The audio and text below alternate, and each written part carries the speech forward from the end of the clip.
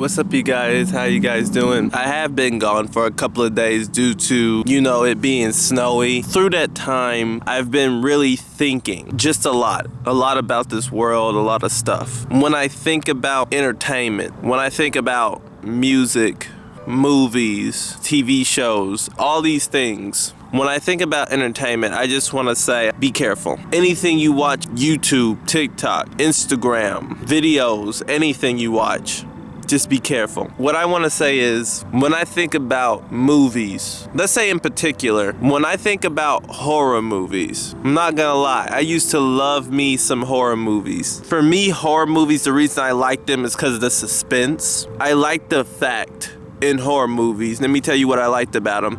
I liked that there wasn't like happy endings on some of them.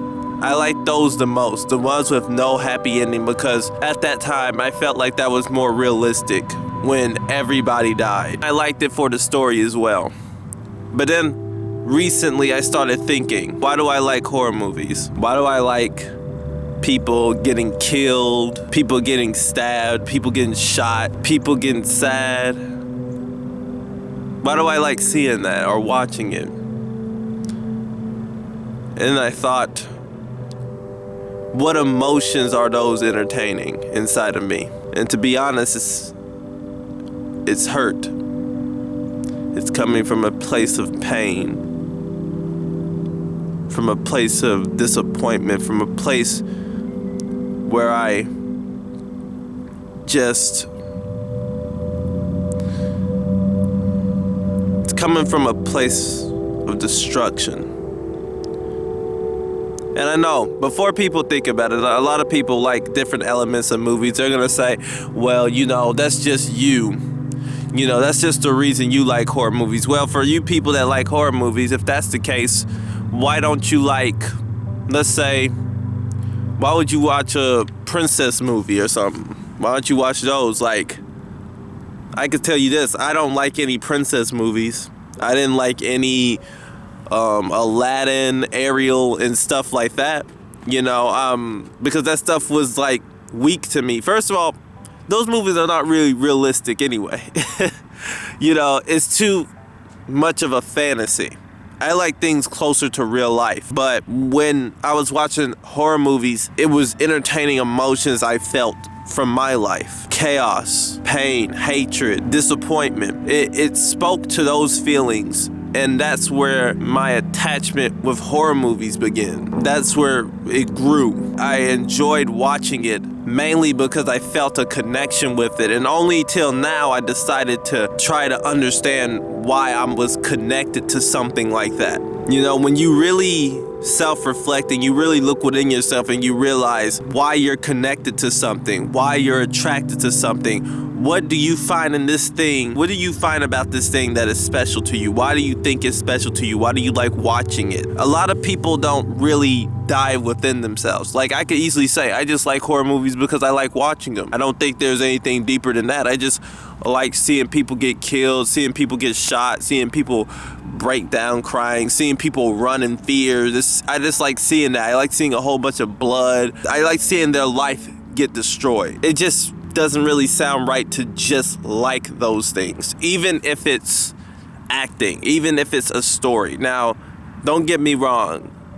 People could like things for the story, but why that particular story? Every story connects with somebody. That's why people buy books. That's why people buy different books, because they feel like they can either relate to the story or this story makes them feel a type of way. Everybody likes something for a reason. There's a certain element about that thing that connects and resonates with them.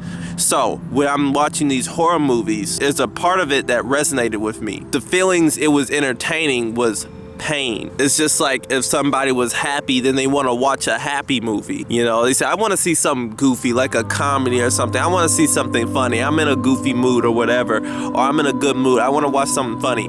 Then they can relate to it. They feel a connection to it, and it entertains those, those emotions. So sometimes you really got to think what you allow yourself to see, what you allow yourself to hear. Is that healthy for you? Because I feel like maybe at the time it doesn't seem like it really does anything. You you to say, hey, that was a good movie, that was a good horror movie, let's say. At the time, it doesn't do anything. Let's say the seed of that horror movie, whatever happened, that seed, that pain and stuff is sown in you. And then it grows. So it starts from your heart, and then let's say it sprouts up into your mind. Not that you're gonna do what you've seen in a horror movie, but you get these thoughts, these like chaotic thoughts when you're angry, when you feel hurt. You get these kind of destructive thoughts. Not any you will act on, but you just get a lot of hateful thoughts of what you want to do. Let's say if you felt like somebody disrespected you, you may have thought, I want to punch him, or I want to do this and that to him. And it entertains an imagination that's very hateful. It's kind of like listening to these romantic songs. I like love songs usually. The kind of music I liked was love songs because I can imagine me being in a relationship. A lot of love songs these days have to do with sex, but I'm talking about more of reciprocation. You know, more of falling in love with this person, or this person being here for you, where it talks about the other elements of the relationship. But when it comes to music and lyrics, you know, when they talk about, you know, provocative things, it's like all those seeds are being sown, and it's entertaining a perversion in your spirit. Because I think in a way that's like porn. Before you guys say, hey, music is totally different from porn, not really. Because if I'm talking about a bunch of sexual things I'm doing to somebody else, humans' minds can imagine and picture that very same thing. It could be a visual in your mind. What they're saying to you, you can picture, and you can also feel it. It could bring up those feelings. So in a way, music today, a majority of a lot of music in our society, modern society, is very perverted because they speak to feelings that are perverted. These songs are not about commitment. It's more about partying and having their kind of fun, you know, parading their bodies around and stuff like that. And it gives you this image in your mind. Although the song's beat or some instrumentals may sound good, don't get me wrong, there be songs with good beats to them, but the lyrics are just so provocative. So sometimes you gotta separate the two. Do you like the song, like the lyrics, or do you just like the instrumental? If you just like the instrumental, you can listen to the instrumental. But if that instrumental reminds you of those type of lyrics and you don't wanna know those lyrics, then you probably gotta stop listening to the instrumental too.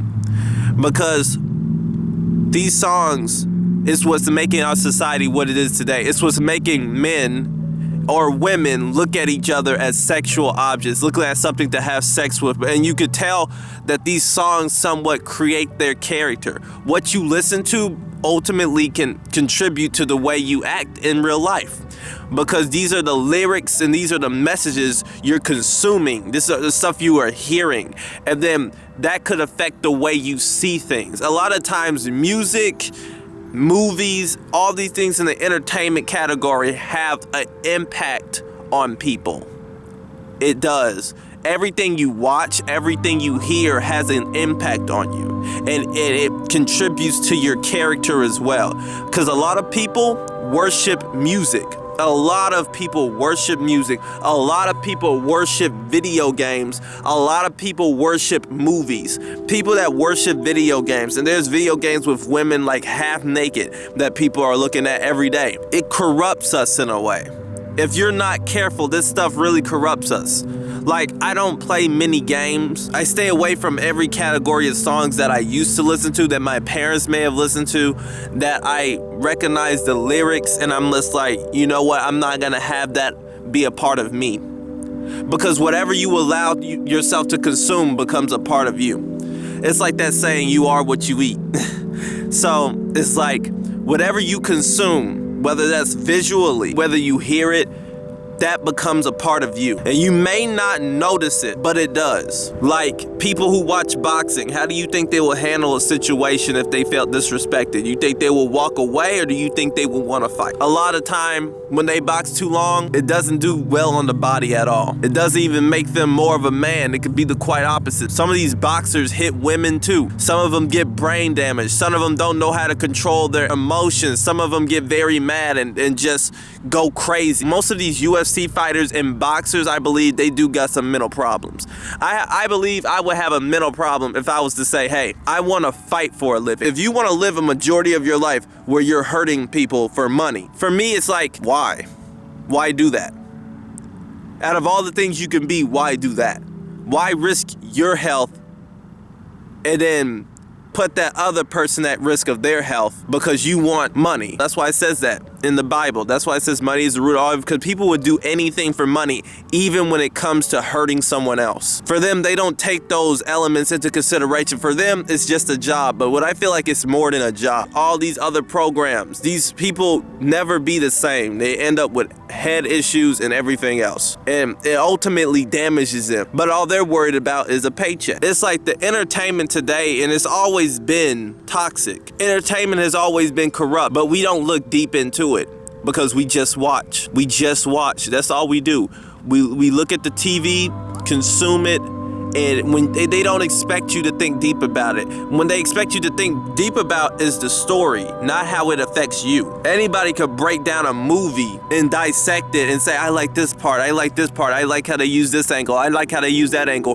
But they never focus on how that movie influenced them. What emotions does it bring to you? Be careful in this world on what you hear, what you consume. Because a lot of times, just like people's words, movies and everything can deceive people. A lot of people who make these movies sometimes cannot even be in the best frame of mind. We all know there's like corrupt directors out there. And people would say they've written great movies, but who were they as a person? There's always a deeper message behind what you hear and what you do. And sometimes it takes you to look at yourself and really understand how what you're doing affects you, and whether it's in a positive way or in a negative way. That's what my message was today.